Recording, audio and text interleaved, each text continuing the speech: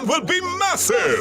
Legacy 2026, the Independence Edition. Saturday, February 7th, 8 p.m., Rodney Bay Pavilion. It's the big war. Legacy presents one of the Caribbean's greatest artists ever. The undisputed queen of soca, Destra.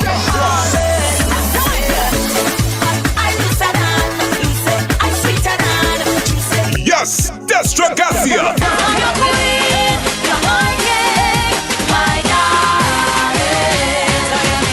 Destra.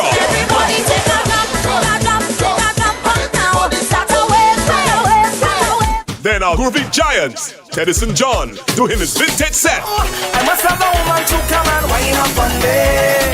And King Alpha. Plus the outstanding St. Lucian cast, a mix of legends and rising stars. Ashanti, Educator, Desra, Manchas, Black Eye, Short Pants and more. Legacy 26 will be an epic show. Saturday, February 7th, 8 p.m., Rodney Bay Pavilion. Limited early birds $120, regular $150. Tickets available at Steve's Barbershop and The Way. Sponsored by Republic Bank, Massey Stores, First Citizen, IBS Solution, Piton Bear, Crystal Clear Water, Flow, and the Independence Committee. Come your police, come on again.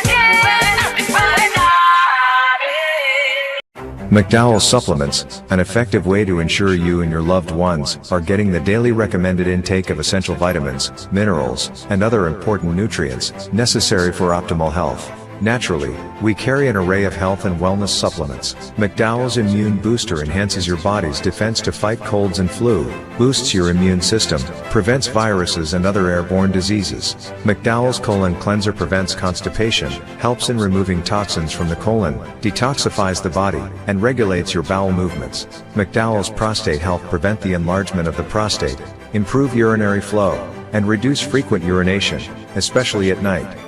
Moringa oleifera capsules are rich in minerals like calcium, potassium, zinc, magnesium, iron, and copper, vitamins like beta-carotene of vitamin A, vitamin B such as folic acid, vitamin C, D, and E. McDowell's Potassium Complex, used for treating and preventing low potassium levels, high blood pressure, preventing stroke, and aid in weight loss. McDowell's Triple Magnesium relaxes the muscles, relieves cramps and helps to control high blood pressure, improves sleep, and can calm the nerves. Magnesium is very important for the normal functioning of cells, nerves, muscles, bones, and the heart. McDowell's Ginger Turmeric helps to relieve pain, decrease nausea and enhance the immune function to help protect against illness and infection. Ginger turmeric has powerful anti-inflammatory properties and improves your circulation. Don't hold health back. Let health strike back. McDowell's, the better way to start your health. Visit Health Service Center, John Compton Highway, call 453-6417. Let your wellness be our stress. It is well known that diseases like diabetes, high blood pressure, and other illnesses may restrict blood flow, which can lead to impotence and erectile dysfunction. This is why Enhance was formulated to meet these challenging health problems, which can reduce your ability to perform.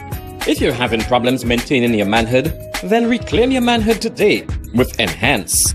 Enhance increases your energy level, boosts your stamina, and increases your endurance. You can get your Enhance at Southwell VA4, Restorer Pharmacy Soufre, Knights Med Miku, Lay By Bar The Morn, Dexter's Place Jeremy Street Castries, Citygate Bar The City opposite the market, Plants Place Denry Highway, Arlette Supermarket Soufre, The Release Stress Bar Labrie Highway, Cool Joint Bar Victoria Schwazel, Prios Bus Stop 22, next to the Moshi Bus Stop opposite the Grosley Bus Stop. Prios Bar and Grill in Corinth, Grosley. Enhance, the best a man can get. Why are you suffering from aches, pains, and illnesses? When there's help for you. At Health Service Center, we offer a wide range of treatment that has been scientifically proven to help you with your aches, pains, and illnesses. Our ICT machine is one of the most effective devices in the health field. It has shown positive results in many health problems, such as back pains, shoulder pains, migraine headaches, pain in the knees and legs, poor circulation, arthritis, diabetic neuropathy, numbness in the feet, strokes and sports injuries. ICT, Repairs, rebuild. The power to heal. The future of pain relief. The man, the voice. Your hero is back. Raw facts, no fluffs. Shelton Daniel is here to deal with the issues. Real issues. 12:30 p.m. to 2 p.m. Monday to Friday on Real FM.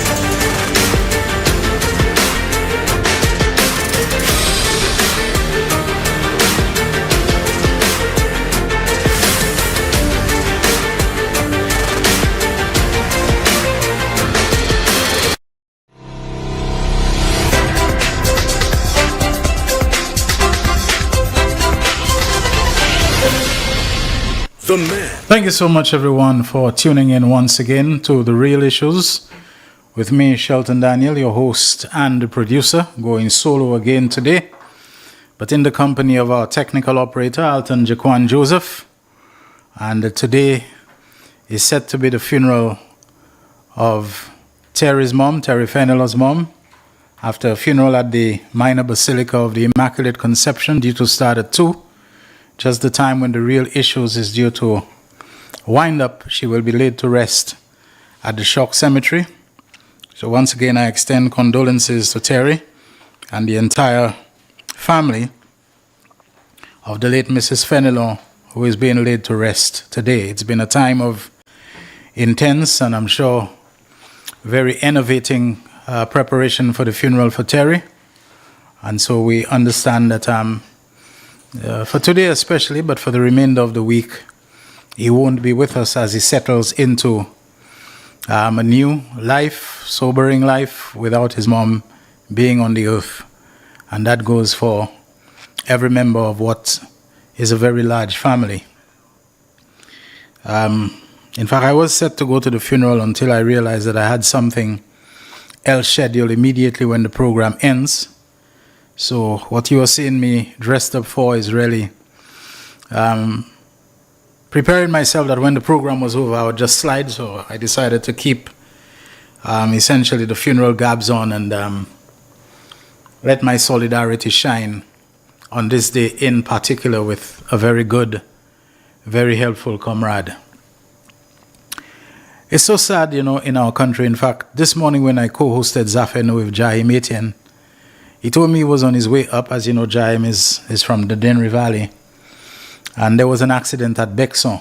He didn't really know what the eventual outcome was, but it appears that a vehicle slammed into an electricity pole. There seems to be so much. Well, when I say Bexon, we call the whole valley Bexon, but of course there is Bexon, there is Labi, there is, the different little parts and so on, but we all generally call the entire area stretching from Wavin Poisson to the Odsa Gap. We generally refer to all of that as being Bexon. Apart from these accidents, whose severity seems to be worsening, or at least worsening in the frequency, but certainly in the appearance of gravity about them. And I did remember on The Real Issues, I think in the course of last year, saying that considering the things that I see people doing, we are blessed. We are experiencing some grace, some mercy. And we may be taking it for granted. We may be abusing it. We may be stretching it. We may be showing some disdain for the grace and the mercy that we are showing on the road. And the day will come where the grace and the mercy will not be so much. And by that I mean the chances that I see people taking. It is instructive, I believe, that in the last couple of weeks, we've had motorcyclists in a couple of incidents, getting into very serious accidents. I think a couple of them have perished. Because the things that they do, the places that they try to squeeze themselves and overtake and other vehicles are coming, it's like they believe that having a relatively short, small, narrow vehicle, that it basically immunizes them against danger. And at some point, your luck is going to run out. Your luck's going to run out. And we've had the fatalities this year. I don't think it is often that we have so many road or traffic fatalities condensed and compressed into such a short period of time as we have had at the start of this year. And if it's not the fatalities, it is the severity, of woman and her child being mowed down on the Corinth main road. Another woman on a pedestrian crossing, we are told, being hit. An elderly man, the owner of a well-known business, in his vehicle being driven. You know, what else can feel? I feel nice when one of my sons, you know, and I'm being basically chauffeur-driven, you know, by one of my sons, you know, sitting in the vehicle and to see, you know, guys that you probably taught to drive and now, you know, you can relax. There's a lot of us drivers, we don't feel safe in the hands of other drivers, you know, to fall asleep on a vehicle and so on. You're always worried before anything happened, before the driver press brakes, you pressing brakes already. You know, to feel one of my sons that I can have so much confidence, you know, chauffeur driving me and so on. And I wonder if this is not how the now late Mr. Leslie Clark must have felt, you know, in the hands of his son. Not because it's son, but someone who cares about him. Someone maybe he may have taught or influenced, you know, his driving ability of how to behave on the road and so on. And all of that comes to nothing. No matter what the young Clark, you know, the driver was doing at the time. One's vehicle can jump over, you know, not the high median barrier, but even the low, you know, lane divider. We still continue to call it median barrier anyway. That's what it is. You know, can jump that and come and hit, you know, another vehicle with such impact. You know, yes, the man is not young. He's in his early 80s, whatever. But to perish right there on the spot, you know, I mean, and it looks like people are not slowing down. They're not slowing down. Young child just late last year killed in an accident in Vieux-Fort where, you know, some minibus, you know, I mean, this is just too much. And like the Prime Minister said, all the signs and all the things you can put cannot compensate for the stupid speeding. I say stupid speeding because somebody makes a little speed when there's a stretch of road ahead of you that's clear. There's distance between you and vehicles, but not the kind of speeding that we see. And sometimes the people you see doing all that speeding, you on the flat in the Bois area or whatever, you know, between when you pass Marisol Bois, somebody passes with so much speed and it's just the gas station down there they're going into. And sometimes it's not even to the pump they go in or whatever. Something they wanted in the gas station, mini mart or whatever that they're speeding. They're stopping just down there. You don't see any sense of urgency about them. It's like it's a rush they get out of it. It's like kicks, you know, just for kicks. They do it and so on. But anyway, I heard about this accident at Bexar. Apparently it does not really made the news. But on and on and on it continues with no sign that we're going to check ourselves, that it will abate. School is now, you know, into the second term. So, you know, you have students all about the place and school buses and so on. When people continue to do those things. But talking about the school buses, folks, a lot of the times, when you hear me talking about the way people are blinding you at night with bright lights, that they don't seem to know that just a flick of the finger, you know, you can dim your lights and put them back on bright again, I suppose, you know, as many times as there are seconds in a minute, you know. It's just a flick of the finger. It's right there. The switch is always right there at the tip. I think all vehicles, it's your on the right side, you know, normal vehicles, you know, right-hand drive vehicles. It's right on the right side. It's a click, click, click, click. You pull it up with your fingers. You push it back down again. No big work to be done. You know, you can do it endlessly. You can do it for pedestrians, for other vehicles. It's not supposed to be a bother. It's not supposed to be hard work. It's not supposed to be putting you in any danger to do it and so on. But a lot of the times when I see it happening and I'm able to, which it doesn't take anything out of you, to glance and to see what vehicle is doing that. Usually I am bothered because it is a vehicle whose design, suspension, whatever it is a higher than mine. So you find that the light is at a level that it hits you directly in the face. And what kind of vehicle? Usually it's one of those 14-seater. A lot of the time the Toyota highest 14-seater, and I'm not saying it's any problem with it. You know, the vehicles that are mostly used by minibus operators and taxi drivers. A lot of times I'm able to take a quick glance and to see that the number plate is M so and so. It's a minibus, or TX so and so. I mean, why is it for you to get an endorsement on your license to be able to drive a minibus on the roads? I think that there's an endorsement they call public service vehicle license or something like that. You're supposed to show a certain amount of driving experience. You're supposed to show a certain amount of driving proficiency. You're supposed to show someone who knows your stuff when it comes to driving on the road, because you have people's lives in your hands. The people that you are transporting and the people who are other motorists or who are pedestrians. You're supposed to be somebody who carries a certain degree of maturity, who carries a certain degree of, efficiency, all of that about you. More so for the people who get TX number plates and TX endorsements for that. You're supposed to be somebody who can give a good account of yourselves and create a good impression on the visitors to our country. Again, not just the visitors, They're supposed to feel confident so that they don't go and write anything on those websites, TripAdvisor or whatever it is, to give St. Lucia a bad name, a bad rap about the recklessness and the carelessness and the how unsafe they felt in the hands. It's supposed to be that way. At the same time, respecting and looking out for other motorists on the road to prevent crashes and collisions. Every collision you have, even nobody gets hurt. Those visitors, you leave them shaken, you leave them traumatized, you leave them, wondering what kind of places that they do, that people have no regard for the law. Most times when I see those things happening, and I'm not exaggerating, especially when it is a TX or an M that is doing it. And I'm wondering, what for? What for? Let's say it's speed. The minibus driver has to hustle. He has to go up and down to make as many trips as possible. It's a dog-eat-dog racing against others. If you don't do it, others will cut you. So you're racing to pick up some people who may be down the road against. Let's say that's what it is. What does that have to do with just a flick of the fingers to just dim your lights momentarily for some other person who's on the road? It's really too much. And that needs to be looked into.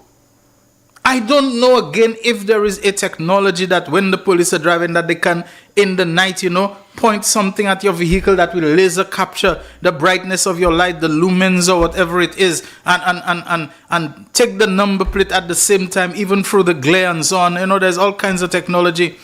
Whether it's worth investing some of that in it, because the situation is becoming worse. It's becoming worse. And if there are any legal gaps or loopholes in our legislation pertaining to breathalyzer and alcohol, we need to close it. We need to do it.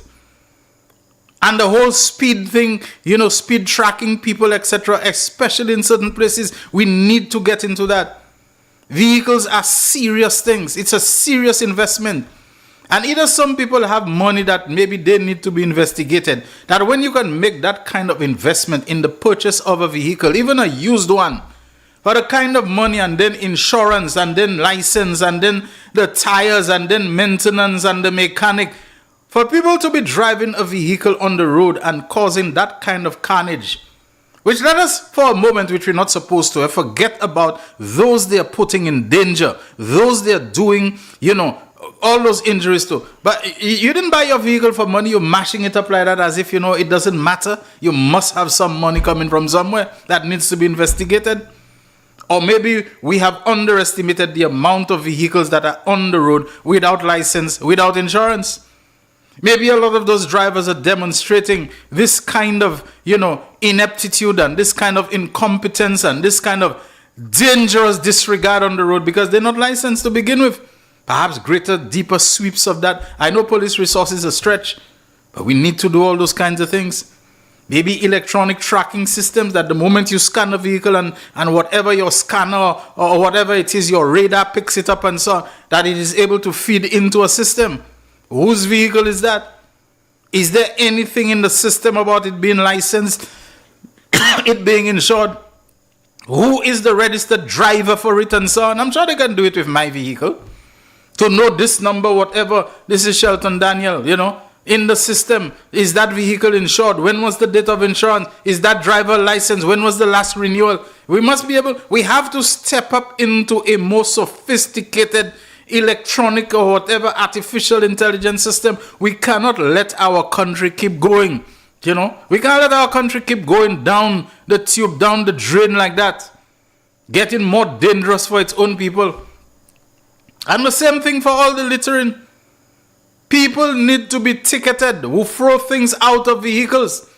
That the number of that vehicle be picked up.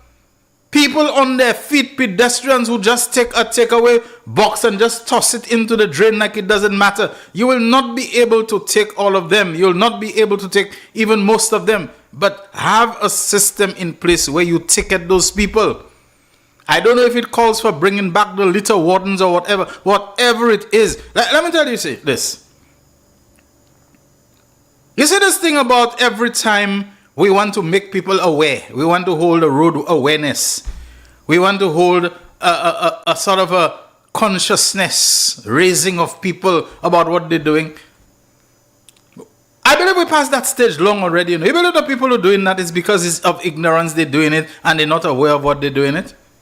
The reality of it all is that people will not comply with what is right and do what is right unless they are facing some kind of sanction, some kind of punishment, some kind of penalty. They will not. Brother Robert Lee, get the scripture and send it to me, or the one in either Proverbs or Ecclesiastes which says, it is because punishment is not speedily executed on the sons of men. That is why their hearts are always set upon them to do evil. Not exactly these words, I'm paraphrasing. If Robert is listening, I'm sure he'll know the scripture, just like that, quickly. It is because punishment is not speedily executed on the sons of men. That is why their hearts are set to do evil. Once people know they're doing something and they won't have to pay a couple $100, they will not have to be pulled up, brought up, some demerit system applied against them, or something of that kind, is put on them. Once they do not, and if you have to wait on them to come and pay it at the castries, at the high court or whatever, they will not. Find some way to tack the money onto something else, onto an electricity bill, onto whatever it is that they know will be cut off. If they do not go and pay it there because it is added to some, find some way that they cannot escape it. Because if not, the ruin of our country will be irreversible. We are a small country, not just small in size, we are small in resources. And when Honorable Richard Frederick speaks about people who are always crashing into a pole, crashing into some telephone, installation, crashing into some public standpipe, crashing into some railing, crashing into something that the government or the public authorities have to put, but the government has to pay to replace and restore whatever. It is always a charge on the public purse by people who didn't need to be doing that. It may sound cruel, but we are small in resources. If we have to always be taking the precious resources of the country, to always be fixing something, or the government has to give Lucelec because it is street lighting. Yeah, Lucelec don't just put the street lighting, they always have to be paying Lucelec to replace some pole, to replace something, because the government takes responsibility for the public good, etc., etc. There are places government, strictly speaking, don't need to go and do things, but they do it because they understand that the public convenience and comfort and so on. It wasn't long ago I was in the area of Caribbean cinemas in shock by Massey, Mega, whatever, and KFC area. And I was driving there and I decided to go to the end of a road that I think there's some heavy equipment depot or quarry, whatever it was. I just decide sometimes, let me just see what inside there looks like. It's a while I haven't been there. And the road was pretty bad, at least for the type of vehicle I'm driving. Maybe somebody for loaded, or it don't matter to them. I mean, a lot of potholes and undulations in the road. And I thought to myself, sometimes this road is not really a road that the government is responsible for. As other aspects of the area, the road going inside there, past Massey Mega, going to KFC and turn to Caribbean cinemas, I found some areas where, the road is bad. Worse than anything that the road in front of the cathedral in town was at some point recently. Fix, everybody saying good job. But sometimes government will go, even though the road belongs to private entrepreneurs and people who invested there, and the Caribbean cinemas people, KFC Bank, what's the bank that you always advertise before the news, First National Bank and so on.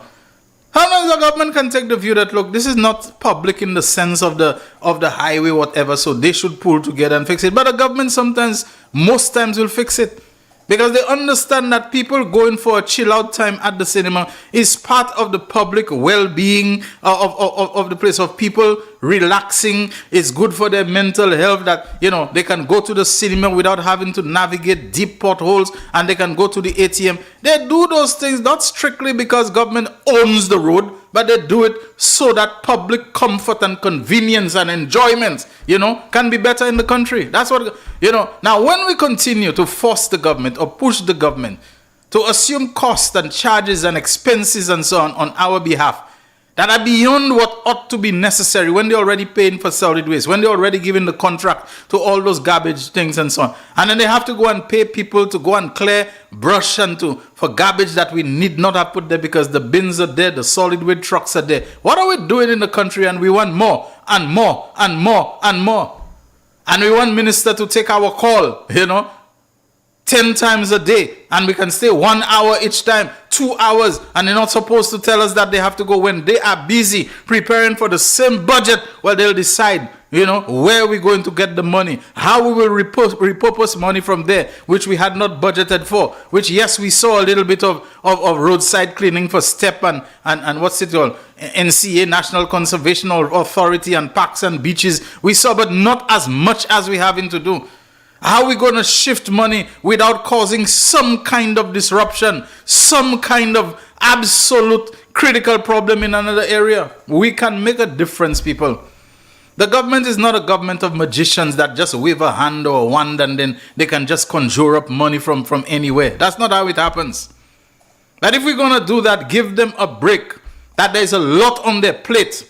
After an election that was held, so late in the year, and then they had to plan about this, about VAT-free day, and now they have to worry about independence and jazz and carnival and this and that, and the budget coming up and so on. They have a lot on their plate, and we are putting too much more than is necessary. The littering, the way we conduct ourselves on the roads with dangerous instruments of great convenience, motor vehicles, but instruments of potentially great danger, catastrophe, calamity. We have to stop this. We can do better. And I would suggest that we do a sweep of people to find out who really is licensed, who really is insured, who really is registered on the road and so on. Find out those things. Because nobody who has to shell out their money for the purchase, for the acquisition of the vehicle, and for all the things that come with owning a vehicle, who knows that at any time, based on those things, they can be brought to account for that vehicle, will be doing the things that some of our drivers are doing. No, they wouldn't do that. All right, where we are now? We are to go for the break? 2 minutes. I see you whispering there in the corner. You had not to scare me, When I see you there like you're talking to yourself, Jaquan. I tell you, I jump in that table faster than that vehicle jumped the main barrier. And I run in, see my car, say, fuga, full ass. Just joking, I like him, young man, knows how to take a joke, always cheerful, breaks into a laugh very easily and so on. But always committed to doing his work well and improving. I absolutely love young people like that, so great stuff.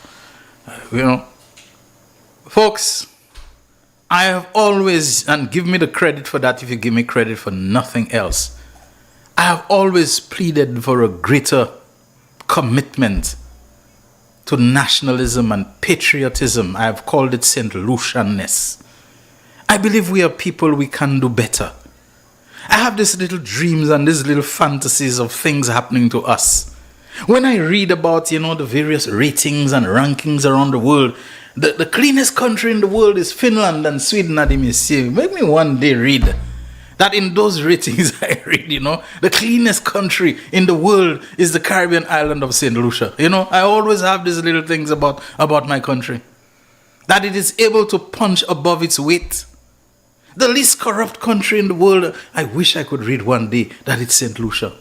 Now, maybe those things, they have their own biases and they have their own prejudices and so on, that they already predetermine that they will give it to some, white majority European country, whatever. But I always have this dream that one day, because already we're there, the country with the most Nobel laureates per capita is St. Lucia. And I always believe the country with the best road safety record in the world. I always have these little dreams. I believe in this St. Lucia, you know. I love this St. Lucia. And there's a lot in it to love and to think. And we don't always have to think about tourists, the impact it will make upon tourists. Tourists come to share the space that we create, primarily for ourselves, but we share with people. Tourism is not a burden for us. It is one of the most efficient export industries. Yes, I know the footprint of the hotels and so on, but I keep telling you, tourism is an export industry. You may find that difficult to wrap your head around it, you know. You may find it difficult, but it's true.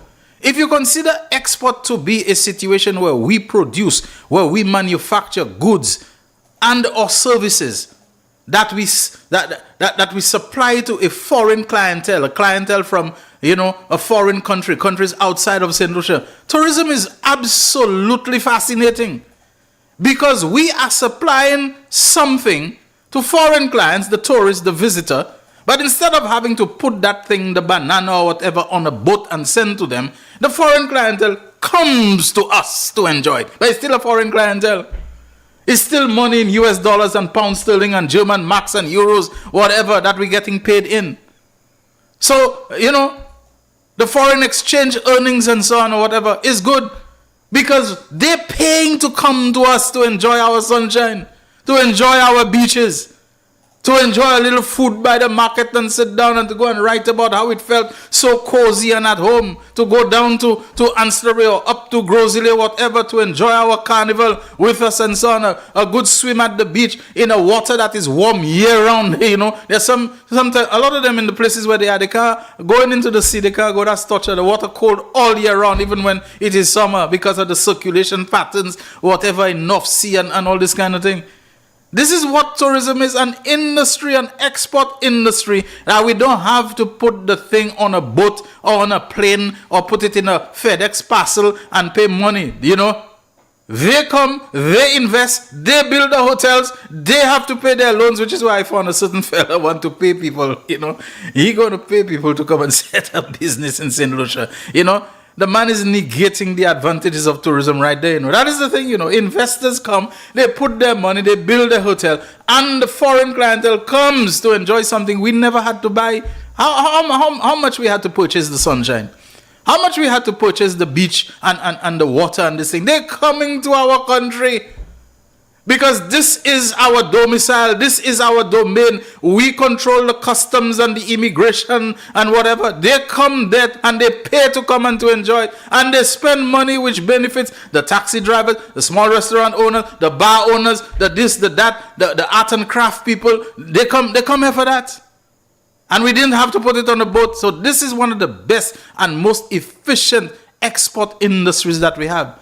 So when we take the space and we make it livable and enjoyable and sustainable for ourselves, and through tourism, we invite people from overseas to come and enjoy it with us. And they come and they pay for it and so on. We should not be messing it up for ourselves and for them. This is The Real Issues, powered by Blue Waters. Let's take a break. We'll be back shortly to open the phone lines. The man, the voice. Your hero is back. Raw facts, no fluff. Shelton Daniel is here to deal with the issues. Real issues. 12:30 p.m. to 2 p.m. Monday to Friday on Real FM.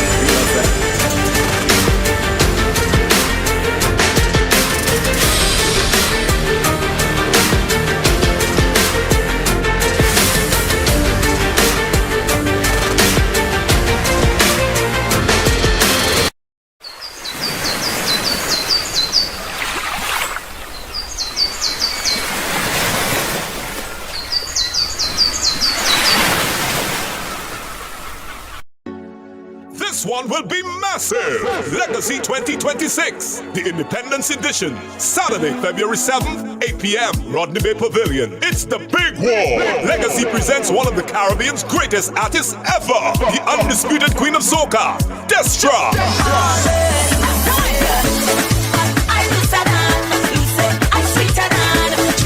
Yes, Destra Garcia.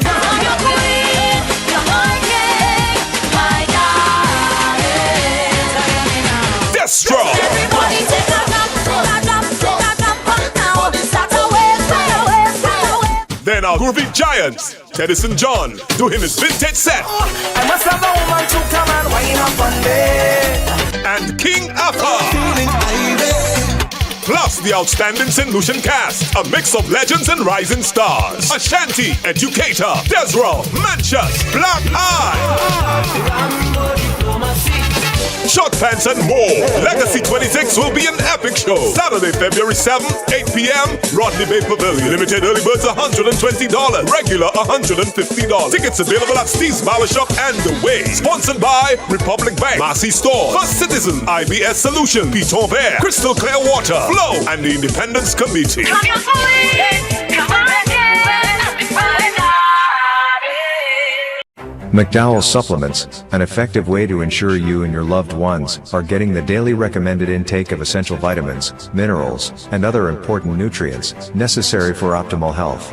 Naturally, we carry an array of health and wellness supplements. McDowell's Immune Booster enhances your body's defense to fight colds and flu, boosts your immune system, prevents viruses and other airborne diseases. McDowell's Colon Cleanser prevents constipation, helps in removing toxins from the colon, detoxifies the body, and regulates your bowel movements.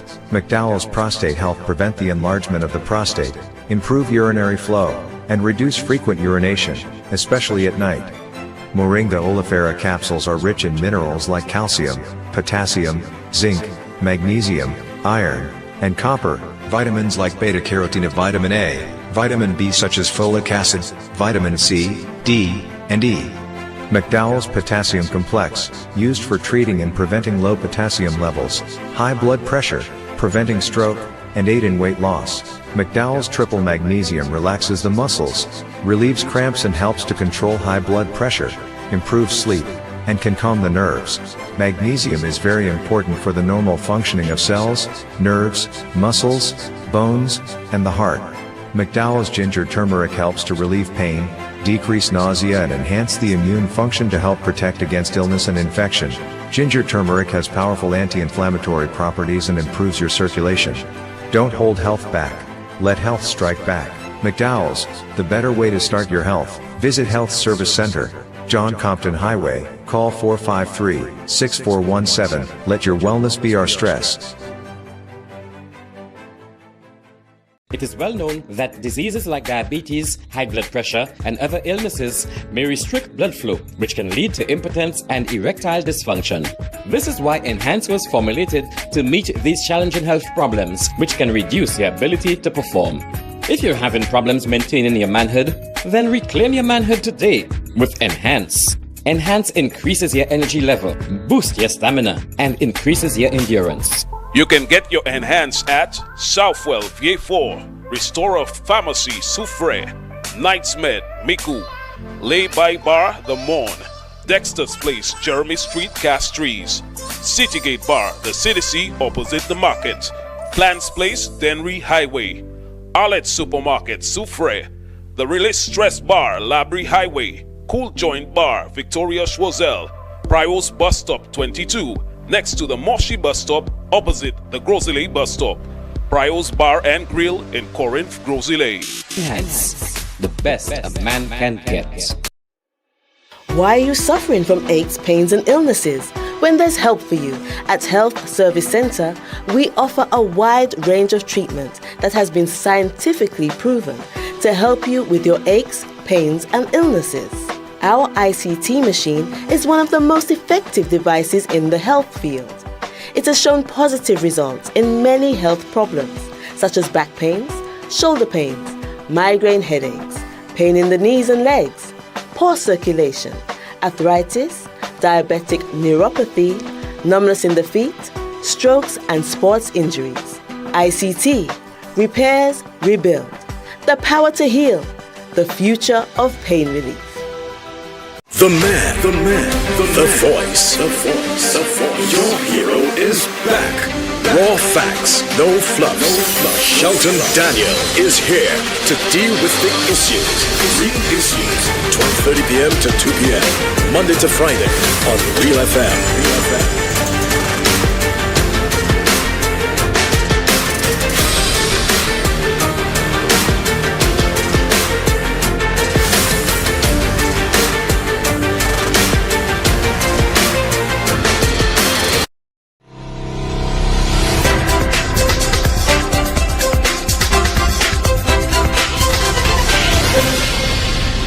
Thank you, everyone, for tuning in to and staying with The Real Issues on this Wednesday, the 27th of January, 2026. With me, Shelton Daniel. I was reading an article online. I think the website is called St. Lucia Daily Post. And one that caught my eye says, Bar Association of St. Lucia's new framework sends first batch of lawyers to disciplinary hearing on February 13th. Interesting. And this is what it says.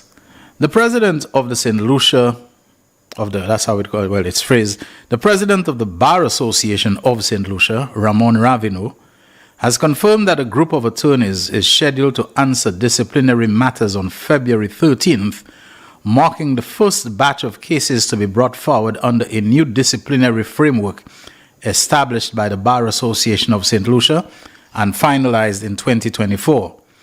Speaking with St. Lucia Daily Post, Ravino addressed public discussion surrounding the publication of attorneys' names, but made it clear that he would not comment on the specific details of any of the matters currently before the disciplinary committee or the court. He explained that the disciplinary process is initiated strictly through formal complaints lodged by clients arising from the lawyer-client relationship and not through any internal or arbitrary action by the Bar Association. The attorneys listed to answer disciplinary cases are Alfred Alcide, Camillus Wayne Harrow, Cyprian Lancico, Eva St. Helen, Janot Walters, Marius Wilson, Martinus Fassois, Danny Francis, and Sandy John. The names have been published in the January 26, 2026 issue of the St. Lucia Gazette. So that means we're talking about Monday that this was published, right? This article came out yesterday. Ravino outlined that once a complaint is filed, the disciplinary committee first determines whether there is a case to answer, where no basis is established, such as where there is no professional relationship or the issue does not relate to an attorney's ethical duties. The matter is dismissed at that stage. If a prima facie case is found, I don't think I've pronounced that well, the complaint is served on the attorney, who is given 28 days to respond, after which a hearing is scheduled. He emphasized that the example of complaints such as failure to perform paid legal work, misuse of client funds, or inappropriate conduct were offered only to explain how the disciplinary process generally operates and do not necessarily reflect or describe any of the matters currently scheduled for hearing. Ravino stressed that while there is a list of attorneys scheduled to appear, no findings have been made against any of them. The February 13th hearing represents the first use of the Bar Association's new framework, allowing matters to be escalated from the disciplinary committee to the High Court, either because the alleged conduct may warrant sanctions beyond the committee's powers or because enforcement of a prior order is required. He further clarified that the disciplinary committee may issue reprimands, order the repayment of funds, or make other disciplinary matters within its remit, but cannot suspend or disbar an attorney, as those powers rest solely with the High Court. Ravino also confirmed that notice of the February 13th proceedings was published in the Gazette, which brought the matters into the public domain. He has, however, cautioned against speculation and underscored that due process must be allowed to run its course as the cases proceed before the court. Individuals who wish to file a formal complaint against an attorney can do so at the bar office at La Place Carinage. So basically, I think it is saying, notwithstanding the publication of the names of the attorneys, don't jump to any conclusions that this or that, they're involved in this or that or the other, or the little soupçon or what you're hearing, by the roadside, that it probably this or that or the other. It is a matter that the Bar Association will be looking into, and some of them may well be passed over to the High Court. Some of them may be dismissed at that stage, or they can order some resolution at the stage, such as giving somebody back their money if the lawyer had taken money from the person and failed to do anything for them in terms of filing a case or fighting it at any stage whatsoever. All right, so I think that's a good step towards transparency and letting people be a little more assured that when lawyers, they feel that they have been crossed by them or they have been in any way, basically not dealt with above board and fairly by them, that some steps can be taken. But there's the name of one of the lawyers there, which I was surprised to see is on that list, because I was under the impression that lawyer had been disbarred, struck off the list of persons eligible to practice law, and that had happened maybe 2, 3 or more years ago, so that this person was not on the list of lawyers. To find them on the list of persons who have disciplinary matters pending against them and so on, I kind of wondered why, unless whatever it is predated the time when the court made a ruling that they should be struck off the roll and they were ineligible to practice law, if I remember correctly. But again, it's probably my memory not serving me well in this instance. So let's read nothing into them.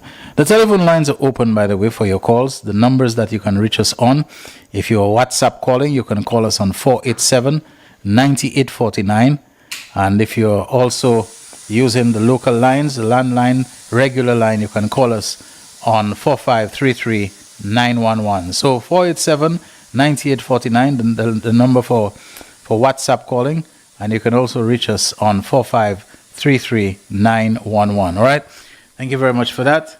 In the meantime, let me just keep myself busy, but if the calls come, Jaquan will point them out to me.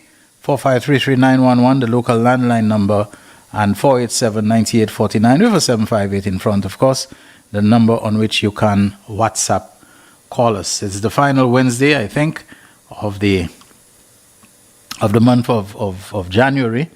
I think so. So the next Wednesday will be in February territory. Next time we hit a Wednesday, and I think our first call is already coming. All right, so I think, is another call flashing there?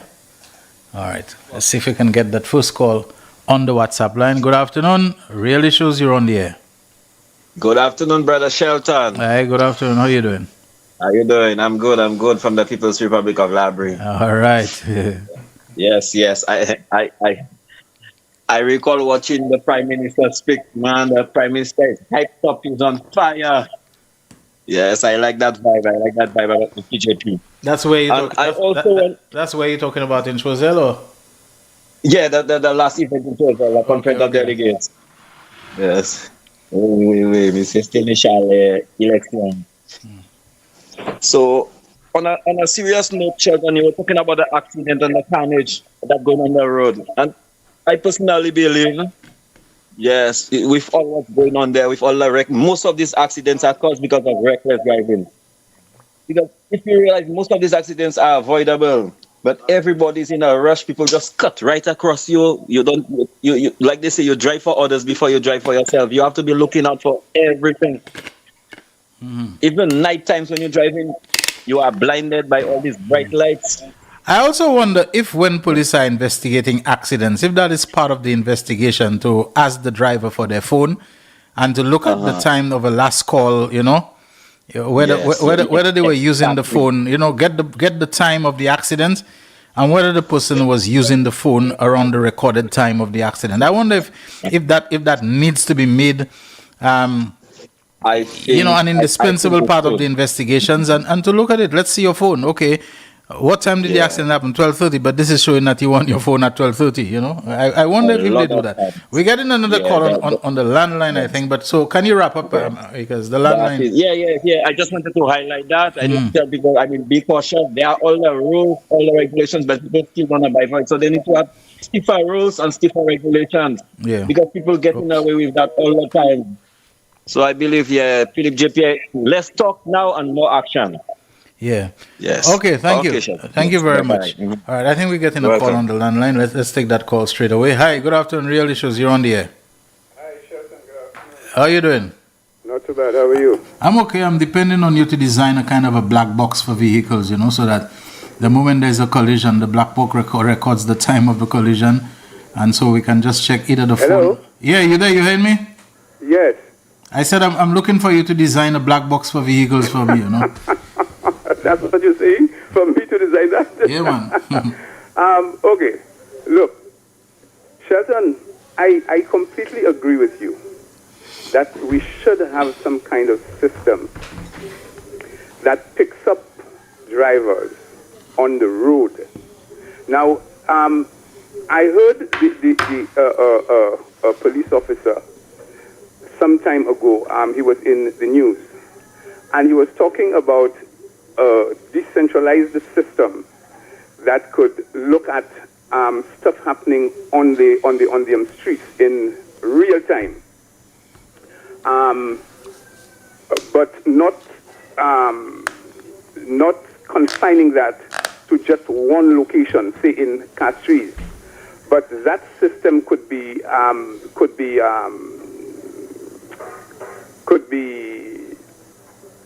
looked at, or dealt with, or handled in various parts of the island. Now, if we could have such a system, and bearing in mind too, Shelton, that there are two types of systems. Two types of systems. One is a custom built, and one is an off the shelf. The off the shelf is always cheaper than the custom built, because once the off the shelf is there, which means that the off the shelf means that it's already there. It has already been built. And if we can get something that fits our needs in terms of what you described, I mean, cameras picking up the vehicles, checking the registration number, that type of information being automatically written into or recorded in a database, and even if the system cannot, once it gets the registration number, check out who that driver is immediately, the details of that driver. The police officers can then use the registration number that has been picked up to look at the database and see who owns that vehicle, the details of what that person, etc., etc. But Shelton, if the government cannot get an off-the-shelf system to fit its needs, that means a custom-built package will have to be procured, and those things are not cheap. So the thing is, Shelton, look, we've been hearing complaints about the kind of madness that's been happening on our streets for years, from time immemorial, and people are now up in arms. People are saying we need answers, we need solutions, we need to curb, even if not stop completely, but we need to still curb that kind of behavior. So, Shelton, look, I am all for increasing the cost of the driver's license, even if by $10, and at least until we can pay off that type of system. So even if it takes 3 years, it takes 5 years to pay off, I am all for increasing the license fee, even though by $10 to $15 annually. Shelton, look, I saw something on Facebook recently where a driver said that there is some kind of road repairs or whatever happening somewhere up north. And up to a certain point, drivers have to drive single file along one side of the road. But there are drivers who believe they can break the system, break the rules, break laws, break convention, break all kinds of measures in place that aids such a situation. And a few of them would deliberately break the line and go right up to the point where the barrier is. But guess what? There are drivers who deliberately stop and allow them to pass, thereby defeating the system. Yeah. Now, when you have situations like that, how can people expect that systems like that will work? Sometimes now, I wonder if it's situations, but people just say, look, man, is it worth it to get into, an altercation if somebody who might be threatening to shoot you, threatening to chop you before anything? Now, that's where I was going. Now, with things like that, Shelton, you need to have police officers in an unmarked vehicle, somewhere pretty close by, who will be monitoring the situation.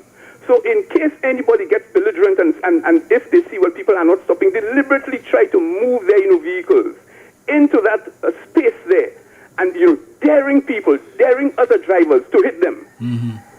So when you have those police officers in an unmarked vehicle pretty close by, monitoring the situation. Anybody who is caught, whether the situers, whether those guys who act belligerent and civil and daring people to knock them just so they can pass, the police charge you right away on the spot. Give you a ticket that you have to go and pay, whatever. Yeah. But Shelton, this thing is too serious for us to ignore. Something must be done, and if it has to take this sophisticated system that you mentioned, I am all for it. If it is that we have to pay for it, drivers have to pay for it by adding $10 to $15 on the driver's license, I am all for that. But too, Shelton, I mean, I heard Claudius Francis mention the law and this demerit system. Now, I am not quite sure just how this works, and I have to look up the legislation to look at it. Because I heard him mention suspension, but I didn't hear him mention revocation. If something is serious enough that it warrants complete revocation of your license, so be it. Because we can't have guys, committing doing those heinous things on, the streets, and at the end of, the day, when certain points, when the points add up, their licenses are just suspended for a while. This, for me, this will just not work.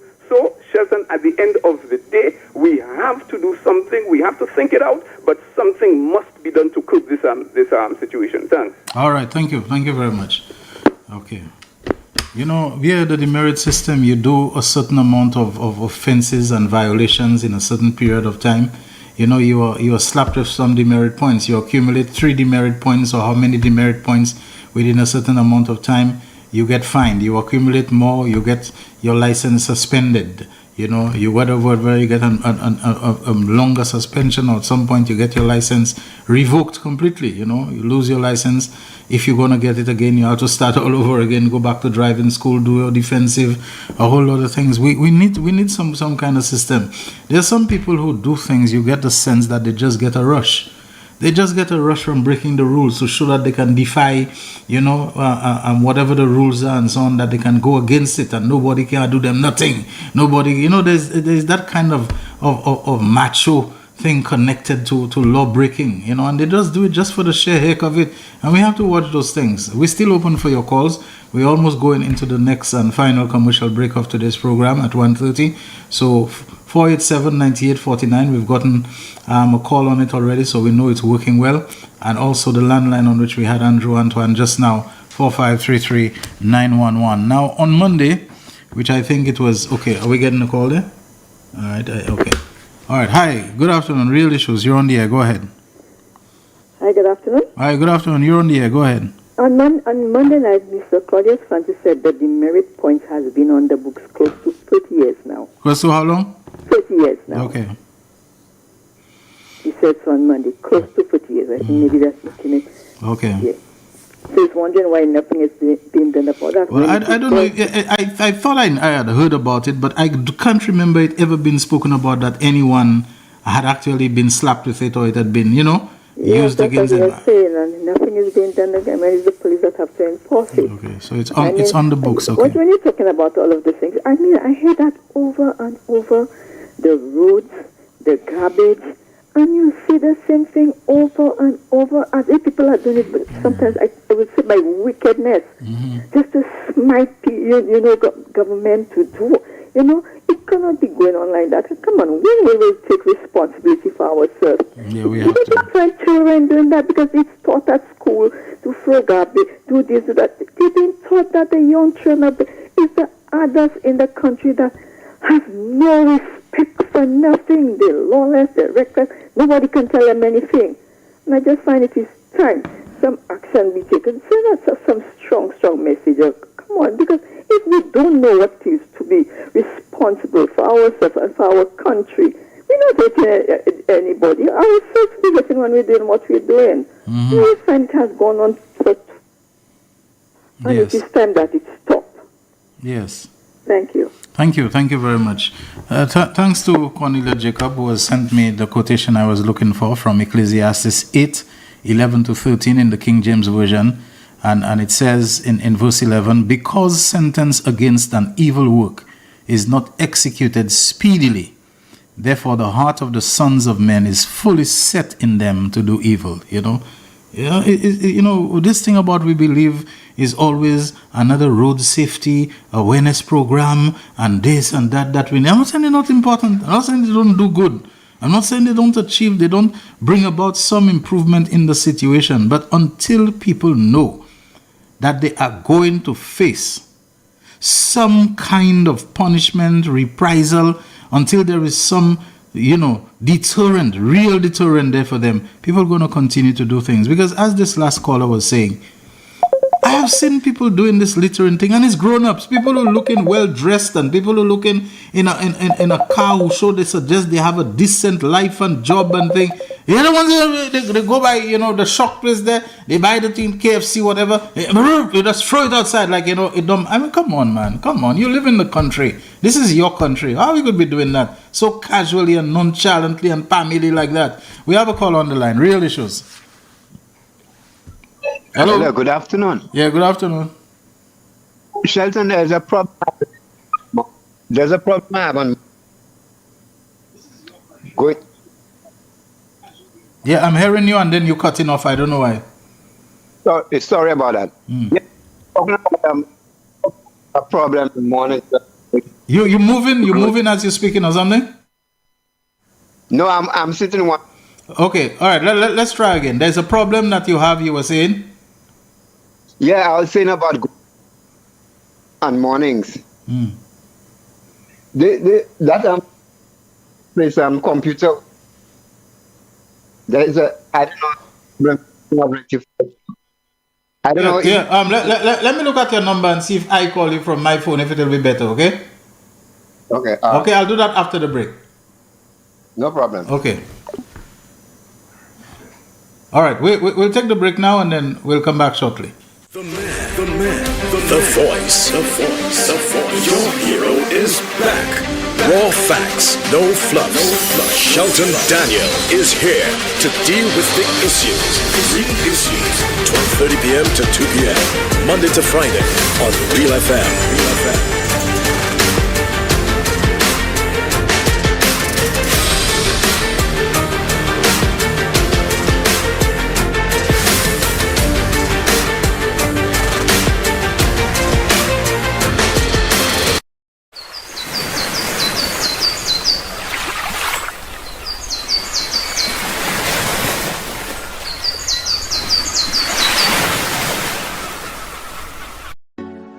This one will be massive. Legacy 2026, the Independence Edition. Saturday, February 7th, 8 p.m., Rodney Bay Pavilion. It's the big war. Legacy presents one of the Caribbean's greatest artists ever, the undisputed queen of soca, Destra.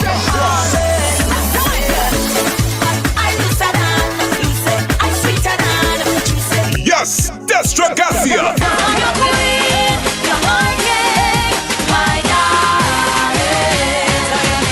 Destra.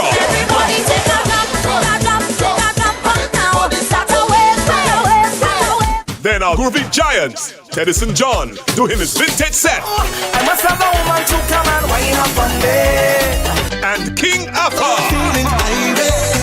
Plus the outstanding St. Lucian cast, a mix of legends and rising stars. Ashanti, Educator, Desro, Manchus, Black Eye.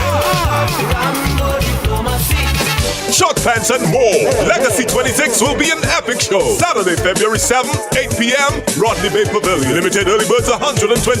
Regular $150. Tickets available at Steve's Barbershop and The Way. Sponsored by Republic Bank, Massey Stores, First Citizen, IBS Solutions, Piton Bear, Crystal Clear Water, Flow, and the Independence Committee. Come on, come on again, everybody. McDowell Supplements, an effective way to ensure you and your loved ones are getting the daily recommended intake of essential vitamins, minerals, and other important nutrients necessary for optimal health. Naturally, we carry an array of health and wellness supplements. McDowell's Immune Booster enhances your body's defense to fight colds and flu, boosts your immune system, prevents viruses and other airborne diseases. McDowell's Colon Cleanser prevents constipation, helps in removing toxins from the colon, detoxifies the body, and regulates your bowel movements. McDowell's Prostate Health prevent the enlargement of the prostate, improve urinary flow, and reduce frequent urination, especially at night. Moringa oleifera capsules are rich in minerals like calcium, potassium, zinc, magnesium, iron, and copper, vitamins like beta-carotene, vitamin A, vitamin B such as folic acid, vitamin C, D, and E. McDowell's Potassium Complex, used for treating and preventing low potassium levels, high blood pressure, preventing stroke, and aid in weight loss. McDowell's Triple Magnesium relaxes the muscles, relieves cramps and helps to control high blood pressure, improves sleep, and can calm the nerves. Magnesium is very important for the normal functioning of cells, nerves, muscles, bones, and the heart. McDowell's Ginger Turmeric helps to relieve pain, decrease nausea and enhance the immune function to help protect against illness and infection. Ginger turmeric has powerful anti-inflammatory properties and improves your circulation. Don't hold health back. Let health strike back. McDowell's, the better way to start your health. Visit Health Service Center, John Compton Highway, call 453-6417. Let your wellness be our stress. It is well known that diseases like diabetes, high blood pressure, and other illnesses may restrict blood flow, which can lead to impotence and erectile dysfunction. This is why Enhance was formulated to meet these challenging health problems, which can reduce your ability to perform.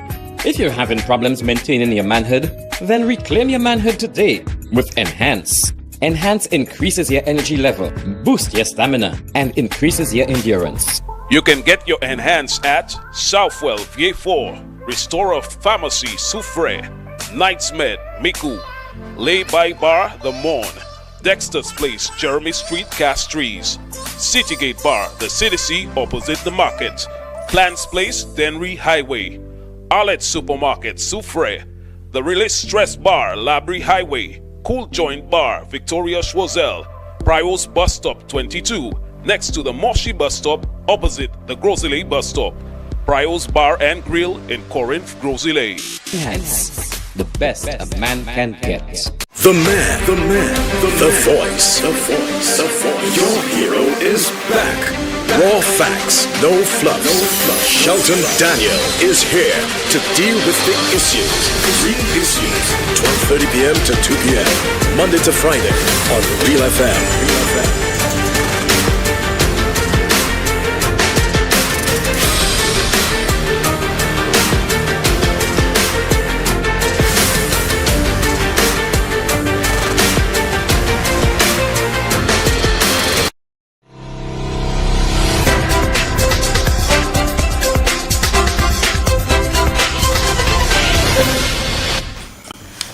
Thank you so much, everyone, for staying with the real issues. We're in the home stretch now until we shut shop for the day at 2 o'clock. Caller, this is Shelton Daniel from the real issues. I promised to call you because I see you were having some difficulty. Yeah, that's me. Yeah. All right. Okay. So go ahead with your contribution. What you intended to say. What I was saying, on mornings when I'm going up onto the north, when I approach into the computer world side there is a sign saying no right turn. I don't know what's wrong with these drivers, when you have a sign there and they're still not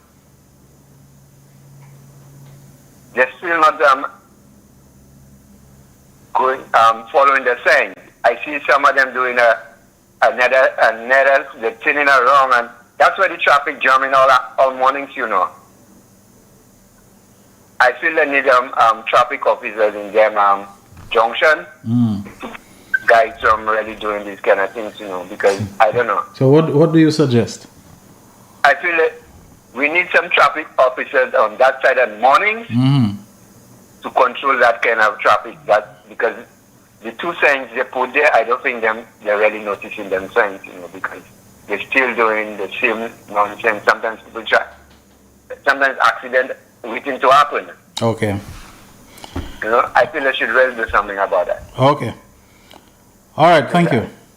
You're most welcome. I think we spoke about that. This place by Computer World, which is saying that traffic coming through Corinth, from Corinth through the Corinth Road there, that when you reach the highway, you're not supposed to make. But most of the traffic that will come out today will be people looking to go up to Grosley, Now, people have already taken the detour, what we call the back road, maybe come through Grand Riviere, Corinth, all people out of Monnier and so on. Some will probably go through Vieux-Sequi, which I understand the route now is closed because of the stage of the rehabilitation that's taking place.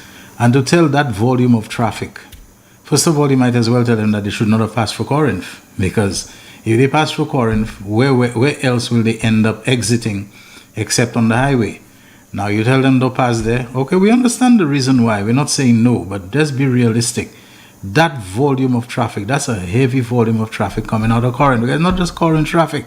It's traffic that's coming from Grand Riviere, that's coming from Piat, that's coming from, Degazon, people who came from dropping their children at Dame Poulet or secondary school, who climb up what they call the hill there, Degazon, what they call it, Postle Street, hill or whatever, and so on. It's a lot of traffic that is coming and that is exiting there.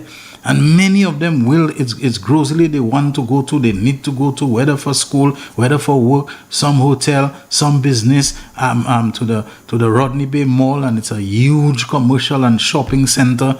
I mean, it's serious thing, and then they can't come out there. Do we need some other traffic management measure there? Some temporary even traffic lights until they do what they intend to do with the road there?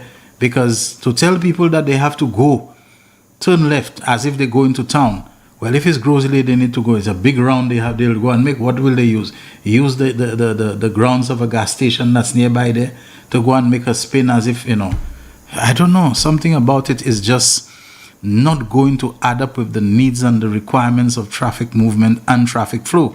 And I think we understand what we're saying. So, hey, just watch what it is and see what we can do about it. But there was just too much interference with the road building program in St. Lucia of people who, when they come, they believe they must play their hand, to undo or to redo or to squash whatever their predecessors did out of a certain kind of destructive jealousy to show that they're better than who was there before them.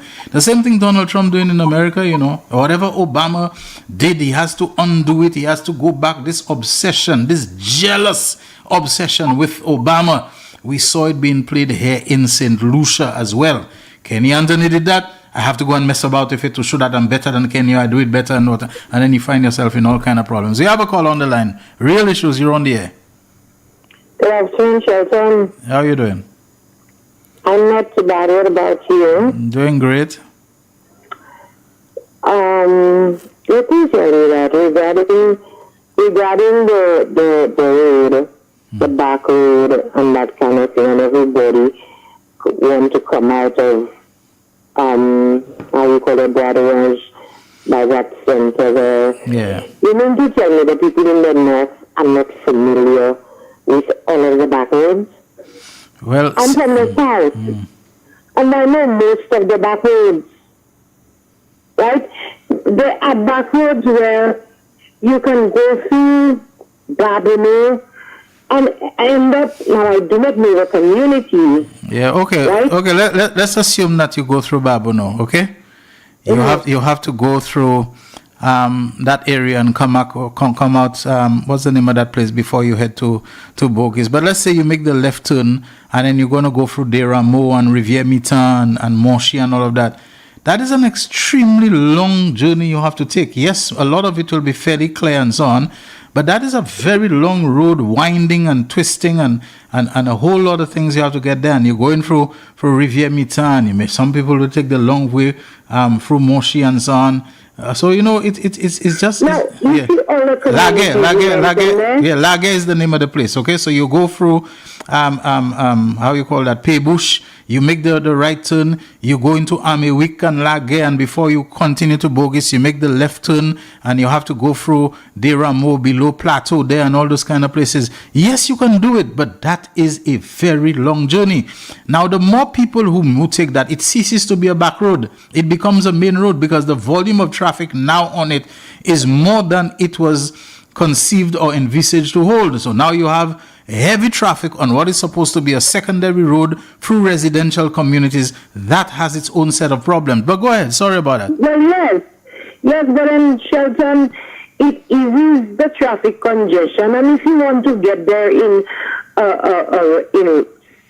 quote unquote record time, you would get to go a little faster than if you do the left turn at that building there, and then do a right turn, because it's creating more traffic, more congestion. So, but the other thing too, Shelton, the main thing should be that the traffic department should have those public service announcements where people are informed that you should not go through the Corinth Road to end up at why am I forgetting the name of the community, man? You understand? Because you can't do the right turn. So what is the point of doing a left turn, pretend you're going to the gas station, to do a right turn, to come and create the very backlog of traffic that they're trying to ease up on? Which is what people are saying, that now people are passing through the computer world grounds, which is narrow, so the parking lot, you have people racing across it now, you understand? And then they go out and they pretend like they're coming out onto the main road, but it's another right turn they want to make again. Or they pretend they go into the gas station. They're doing the right turn, they're just doing it higher up. Yeah, higher up, and and it's the same. They tend to go to the gas station, and they're doing the right turn. Or even to courts, whatever. And at the end of the day, the load that you're now putting on the parking facilities and grounds of these commercial establishments is way beyond their own design specifications. You'll be causing more wear and tear to their paving, and a whole lot of things. Now, when you come through Corinth, when you come out of the Corinth main road, let's say you come in from the side of Grand Riviere and all of that, and you make a turn, you would have had the option of going up through Norbe and Vieux-Sequi, and then coming out by Monjiro, Moshi side, and so on. Right. You can take the Bonte Road. You can take the Esperanza Larry. You can take all. But now. Come out by what you call it, the cricket ground. Yeah, you can go through the stadium through Kaimanger, and that road and all that. But what I'm saying is that right now the Vieux-Sequi Road, which was a lifeline for many people, it is under repair and rehabilitation to widen it, to make the traffic flow through it better, and so on. So that road is not as available, you understand, just when school is back in and so on, as it would be. Now, that's a temporary thing. But I think right now there was a time they would close it so that they could do the works and reopen. I think somebody told me lately, because of the stage at which the work is on now, they have it closed throughout, you understand? So it's not a case where, now again it's temporary, but where does the load that it formerly absorbed now offload itself or dump itself into? You understand? So it's a difficult thing. Now I'm not disagreeing with the why there was no right turn thing. I'm not disagreeing. All I'm saying is, can there be alternatives explored in terms of what it costs? Because it depended upon the goodwill and discretion of people on the main road to stop for you. You understand? If you're going to make the turn. Not everybody will have that goodwill and that good discretion. Some people, you will think they're going to stop and they had no intention. And so that is a perfect recipe for collisions and everything else. So can we have some kind of, I don't know, just like they put at SNS.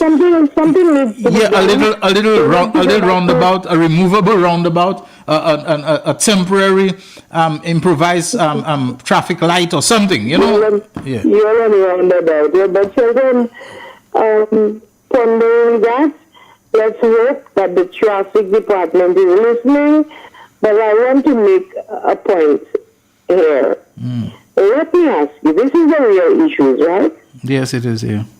And it is on the same television station as Zafelo. Yes.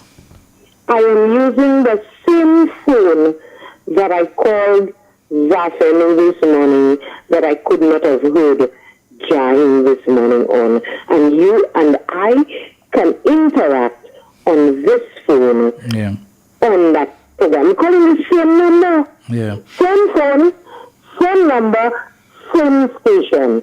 So tell me, please, what is the problem? Yeah, my friend, I honestly don't know. Like I said to Jaim this morning, and also the technician, they call him. Something needs to be looked into because it causes too much time to be wasted. Yeah. Right, it's a very sensitive technical issue. I'm not a technician. I don't know that you are. I don't know if you are. I will not go down that route. But It was nice communicating with you, and you do look rather pious and every other thing in life. Yeah.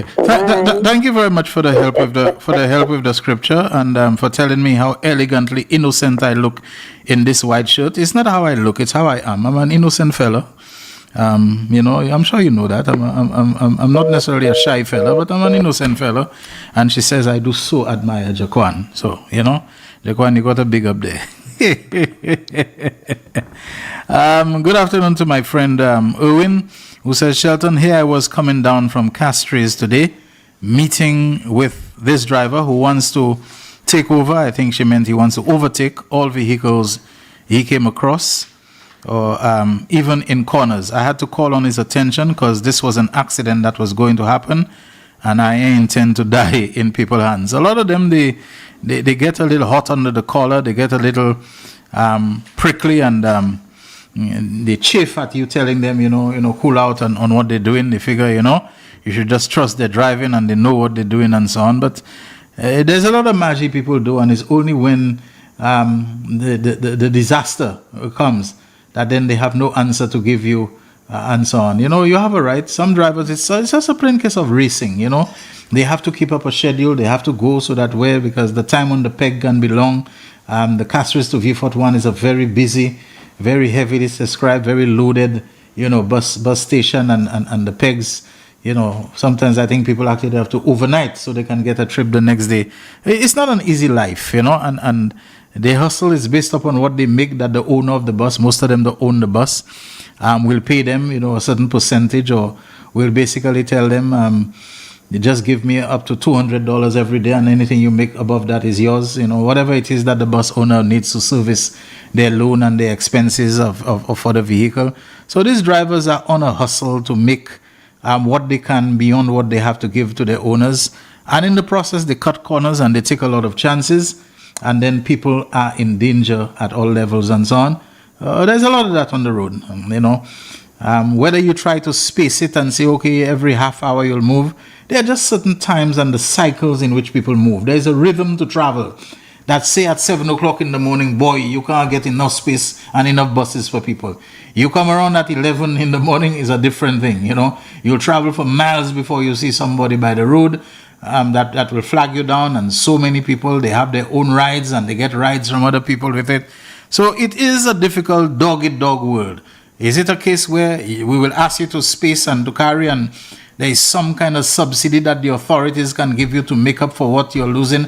I don't know whether that is viable, whether it can happen, whether there will ever be the resources for it. It's a difficult proposition. But when it comes to the buses, the minibuses, I think the taxis maybe have a more orderly process to them. They by point seraphine, whatever, they were there, whatever it is, the dispatchers, the loading, one person, two people together, you move and you get it, the times when the flights come. But the minibuses, which is just a matter of just the straight case hustle, there's a lot of racing involved, and that is dangerous. There are some people, however, who are not under the pressure of racing, who race just for the thrill of it. Our roads, where we travel on the public roads, are not designed for racing. All right, let me see. All right, and the person said the name is Wewin. I said Erwin. Sorry about that. Shelton, there is no right turn at the end of High Street. Okay, opening onto the chaussee. Okay. Yes, I think I know that. Yes, that's at when you end where the Roses building facing courts. There, you're not supposed to turn right, you're supposed to turn left. So that keeps you in the left lane. Yes, that's true. Motorists violate that every single day. That's one of the things a proper system will pick up, so offenders can be dutifully charged. Now, I thought this area was one of the most heavily CCTV surveilled places, that there's a lot of camera in that area of Courts and the Mondino Gap, and I thought so. And I thought so because of all the crime that has taken place on Chaussee Road with Wilton's Yard connection just in the back. There's a gas station near there that has also been the target of crimes and people coming to hold up on this. I thought so. And you go and you break the no right turn there.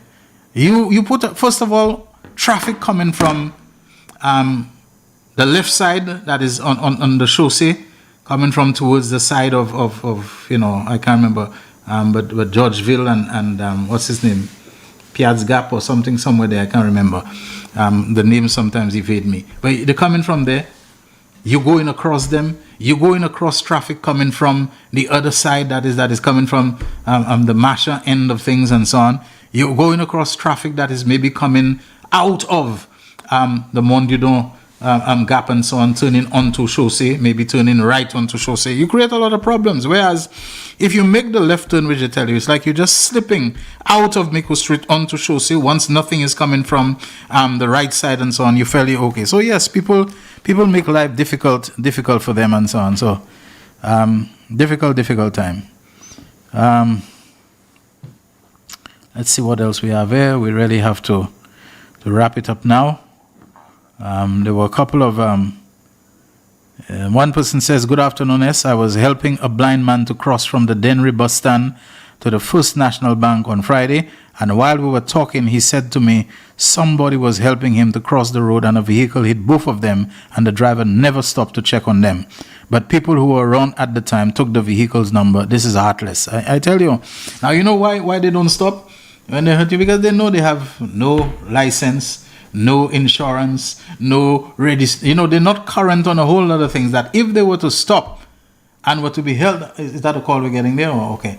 And were to be held accountable for that accident, they would be in even more trouble. So a lot of them, it's better that they just try to skip town, slide out of there very fast because they don't have insurance, they don't have this and that. They're on the road unlawfully. So they hit somebody, they have to try to get away. That's the way they feel.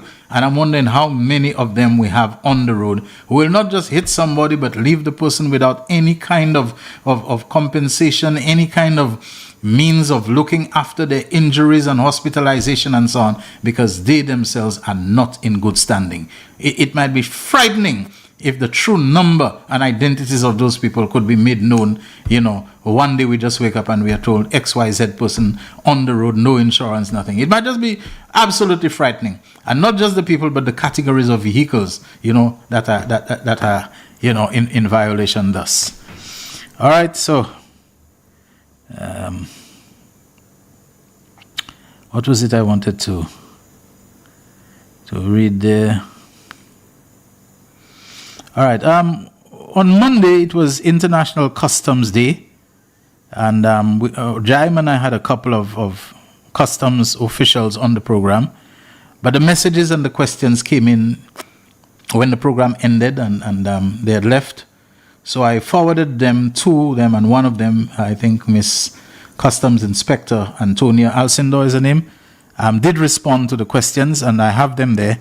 So maybe on tomorrow's program, I'll be able to go through them. If not on Zafir, no, I'll do it on The Real Issues. We are the same station, and we'll see how that goes. There's quite a lot of information, which I'm sure a lot of you will welcome having. That is The Real Issues. So let me just check the phone quickly. But that's The Real Issues for this Wednesday, the 28th of January, our final Wednesday for the month of The Real Issues. And absolutely speaking, do enjoy the rest of your day safely. Until tomorrow, same time from 12:30 until 2 for another program. The Real Issues, powered by Blue Waters. Shelton Daniel signing out. The man, the voice. Your hero is back. Raw facts, no fluff. Shelton Daniel is here to deal with big issues. 12:30 p.m. to 2 p.m. Monday to Friday on Real FM.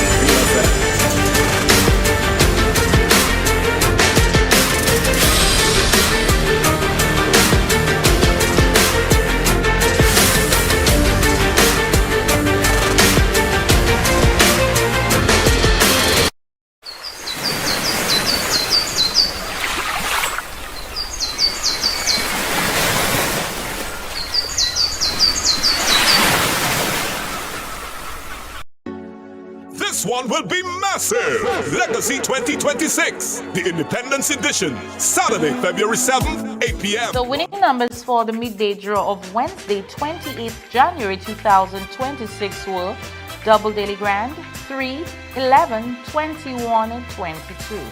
Big 4, 9, 1, 8, 4. Big for Multi-X, FP. Pick 2, 2, 4.